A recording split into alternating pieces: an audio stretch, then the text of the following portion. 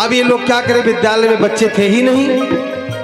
जल्दी से गांव के बाहर गए। कुछ गांव के ग्वाले बच्चे छोटे छोटे बकरी गाय चरा रहे थे, उनको पकड़ कर लाए और विद्यालय में बैठा दिए कि अभी वेश्य साहब आ जाएंगे तो मुंडी गिना दूंगा कि इतने विद्यालय में इतने बच्चे यहाँ पढ़ते हैं। कुछ ही क्षण में वेश्य साहब की गाड़ी आई, रुकी और उतर के जब नीचे आए तो देखे कि जनसंख्या बच्चों की खूब थी। चकाचक विद्यालय का प्रांगण भरा था।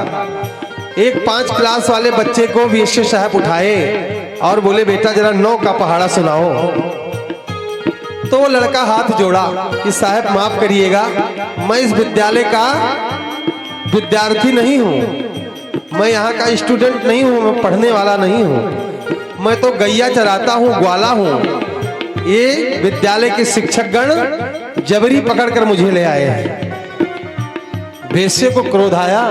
वेश्य साहब ने कहा कि क्लास टीचर को बुलाओ, अपना रजिस्टर लेकर आए, चेक करूं कि कितने बच्चे इनके विद्यालय में हैं। बुलाओ, इसको बर्खास्त कर दूंगा। जैसे बड़बड़ाया वेश्य, तो वेश्य साहब कांपते हुए आए, वो क्लास टीचर महोदय कांपते हुए आए और हाथ जोड़े कि साहब माफ करिएगा, मैं इस विद्यालय का शिक्षक नहीं हूँ, शिक्षक हमारे चाचा हैं। आज सिविल कोर्ट में पेशी थी, पेशी लड़ने चले गए हैं, हाजिर होने चले गए हैं, मुझे भेज दिए हैं, मैं आ गया हूँ।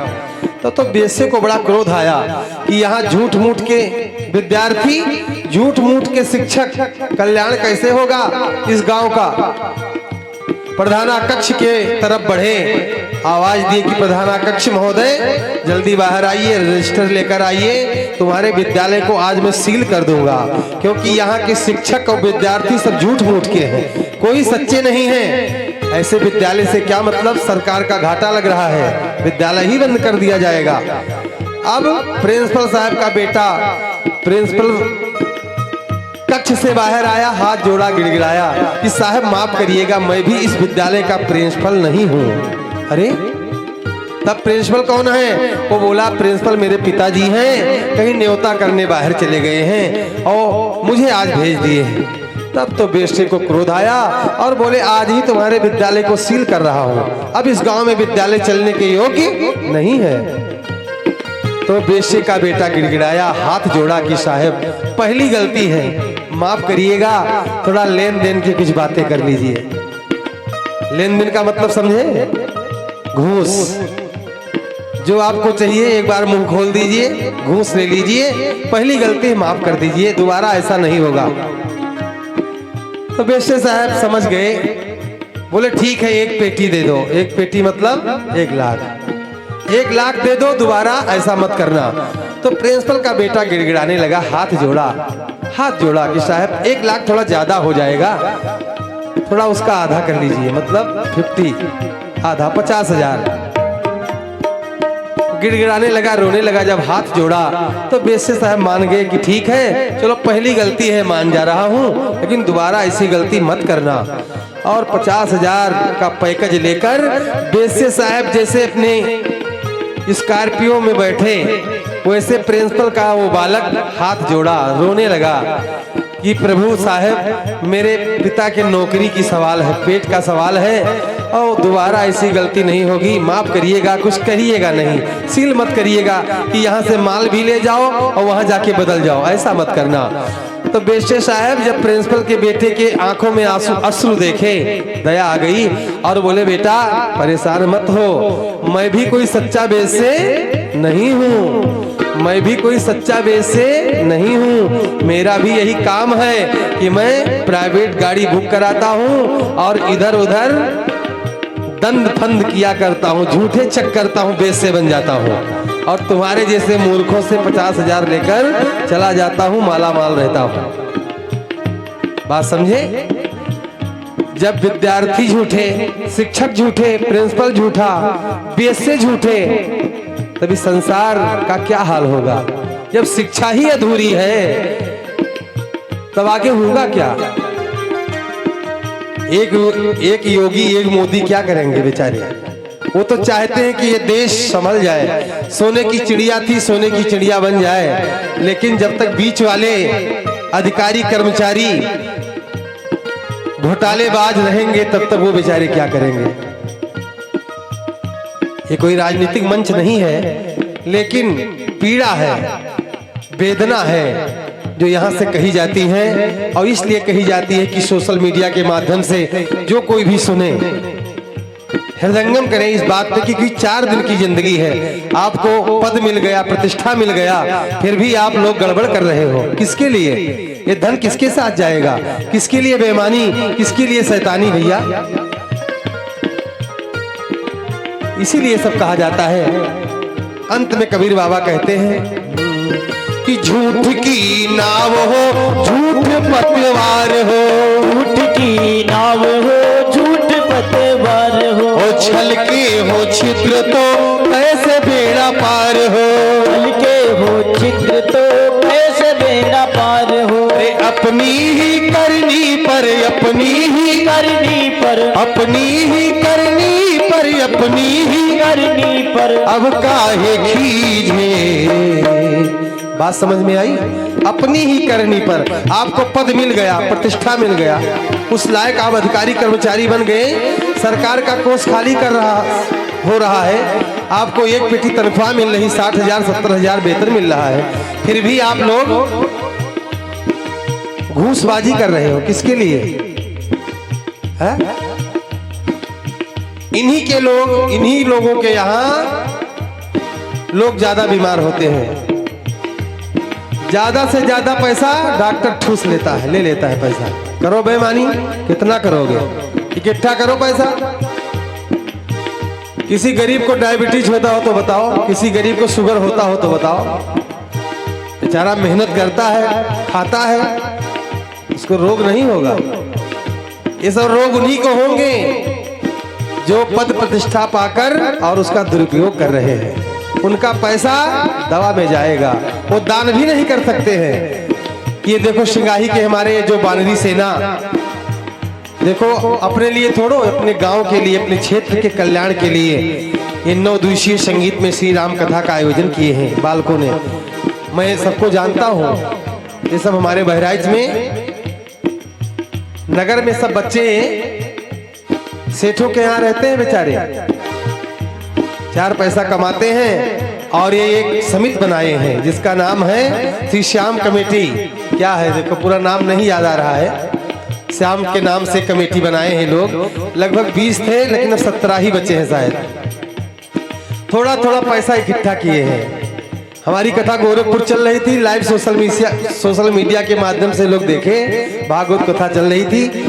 बाद में और महाराज जी को लेकर, पुरी जी को लेकर और यहाँ के जो प्रधान जी हैं उनको लेकर हमारे आश्रम बहराइच लोग पहुंचे और बोले महाराज हम लोग राम कथा कराना चाहते हैं।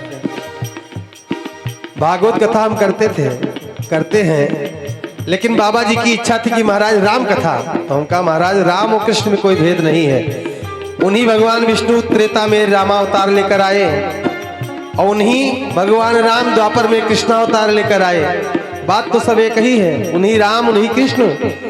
भगवान राम का मर्यादित अवतार है, मर्यादा पुरुषोत्तम भगवान राम ने मर्यादा दिखाया है, और भगवान कृष्ण का लीला पुरुषोत्तम अवतार है, भगवान कृष्ण ने लीला किया है। तो सज्जनों, हमारे महापुरुष हमारे संत यही कहते हैं कि जिसके अंदर मर्यादा नहीं आएगी वो कृष्ण लीला का रस और रहस्य नहीं जान पाएगा। क्योंकि एक जगह कथा चल रही थी, कृष्ण कथा, तो एक व्यक्ति आया, वो बोला अरे वही कृष्ण की कथा, अरे वही कृष्ण की कथा सुनने चलूं जो 16,108 बिहा कर लिए थे, 1-2 रानी से काम नहीं चला, क्या सुनूं उनकी कथा है? एक बालक तो ऐसा बोला, अरे वही जो चीर चुराए थे गोपिकाओं के, जिसको नंगा देखना चाहते थे, उनकी कथा सुनने चलूं? उन्हें पता नहीं है भगवान किस चीर की चोरी किए थे। सज्जनों, कभी अगर मौका मिलेगा भागवत कथा गाने का यहाँ, तो बड़ा आनंद आएगा। भागवत समाधि भाषा में है, उसमें क्या लिखा है, उसका रस क्या है, एक एक श्लोक में क्या भाव भरा है, वो सब प्रयास किया जाएगा जब कभी मौका मिलेगा। तो भगवान राम का मर्यादित अवतार है, भगवान राम ने मर्यादा अवतार लेकर मर्यादा दिया है, मर्यादा किया है। भगवान राम संकल्पित अवतार लिए कि मैं एक नारी सदा ब्रह्मचारी, एक नारी के साथ ही मैं रहूंगा। भगवान राम का एक ही विवाह हुआ सीता के साथ, आगे कथा आएगी। और कृष्ण ने तो 16,108 किया, फिर भी महायोगेश्वर कहलाए, योगी है वो। तो ये सब मर्म है कथा की। तो ये सब बालक गण बोले कि राम कथा होनी है, महाराज जी ने आज्ञा किया। हम कहा महाराज जी चलो ठीक है, आपके यहाँ राम कथा होगी। और वो मौका, वो घड़ी आपके इस गांव में आ गई। इन बालकों को कोटि कोटि आशीर्वाद है कि ये लोग खूब बढ़ें, अपना कल्याण करें, अपने गांव का कल्याण करें, अपने क्षेत्र का कल्याण करें, क्योंकि सेवा परमो धर्म है, बताया गया सेवा परम धर्म है। जो सेवा करता है ये सेवा ही तो है। जो आप लोगों के सेवा में इतना बढ़िया पंडाल लगा लिए हैं, आप लोग आकर बैठे हैं, इसका शोभा बढ़ रहा है, पूरा गांव एकत्रित है। अभी लोग रास्ते में सब आ ही रहे हैं। कथा का समय 6 से 10 है। तो आप लोगों से कल भी कहा गया था, आज भी माताओं बहनों से निवेदन है, कहा जा रहा है, क्योंकि हमेशा कथा चलेगी नहीं, बस 9 दिवसीय है, आज दूसरा दिन खत्म हो गया, खत्म हो रहा है। शेष 7 दिन बचे हैं आज छोड़ के। अब जिसको जितना अपना गागर भरना है वो भर सकता है। जिसके पास जितना बड़ा पात्र होगा उतना ही उसमें वो अमृत भर सकता है। और एक बात और समझ लो, पात्र में अगर पहले से जल भरा है, लोटे में अगर पहले से जल भरा है और यहाँ आकर बैठ गए लोटा लेकर, उसमें हम अमृत डालने लगे तो अमृत बह जाएगा, क्योंकि पहले से उसमें जल भरा है। खट विकार रूपी जल, काम क्रोध लोभ मोह मद मत्सर भरा है। पहले इसको खाली करो, पहले इसको खाली करो, फिर अमृत भर के चले जाओ। बैठने दो बच्चों को, डांटना मत, प्रेम से बच्चे, झगड़ा मत करना। बोलो सियावर रामचंद्र की जय। तो आइए अब आगे, अब अपने कथा में हम लोग प्रवेश करेंगे। इन कमेटी वालों को खूब खूब आशीर्वाद है, साधुवाद है। और इस कमेटी के जो मुखिया हमारे बाबा जी हैं, अमर ध्यानानंद पुरी जी महाराज, आपको भी बहुत बहुत साधुवाद है। और मैं जब कल आया इस प्रांगण में, बड़ा अच्छा लगा, मन गदगद हो गया आश्रम देखकर। सिद्ध पीठ है और देखो मंदिर भी बन रही है। कुछ ही दिन में देखो खूब चकाचक आप लोग दर्शन करने आइए भगवान का। साक्षात विराजमान हो जाएंगे सीताराम जी महाराज। और आने वाले दिन में देखिएगा इस चौराहा का भाग्य उदय होगा, इस गांव का भाग्य उदय होगा, क्षेत्र का भाग्य उदय होगा, जहां ऐसे युवा तैयार हो रहे हैं, समाज सेवी, समाज सेवक, तो गांव का तो कल्याण होना ही निश्चित है सज्जनों। और हमारी कथा में आज, अभी जो इससे पहले कथा जहां चल रही थी फरदा सुमेरपुर में काली मंदिर पर, वहां यहाँ के लोग, ये बाबा जी और ये कमेटी वाले लोग गए थे। तो आज वहां जो कथा करवाए थे हमारे चंद्रकेतु मिश्रा जी और इनके चाचा जी रमेश कुमार मिश्र जी, ये लोग फरदा सुमेरपुर से आए हैं आज यहाँ कथा श्रवण करने।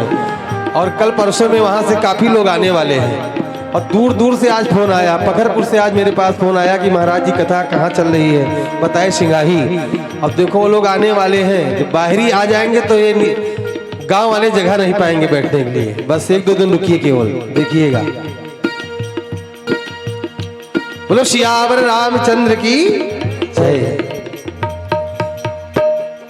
तो आइए हम लोग कथा में प्रवेश करते हैं। बाकी ये सब बातें, आध्यात्मिक बातें तो होती रहेंगी। कबीरदास जी के लिए भगवान का विमान आया, भगवान का विमान कबीरदास के पास आ गया। भगवान के पार्षदों ने कहा चलिए बाबा इस पे सवार होइए, बैठ जाइए।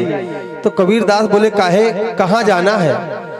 तो भगवान के पार्षदों ने कहा कि स्वर्ग चलना है, स्वर्ग। बैठिए विमान पर। आप भजनानंदी संत थे, खूब भजन किए हैं, भजन के प्रभाव से भगवान खुश हो गए हैं। आपके लिए विमान आया है, इस पे बैठ के स्वर्ग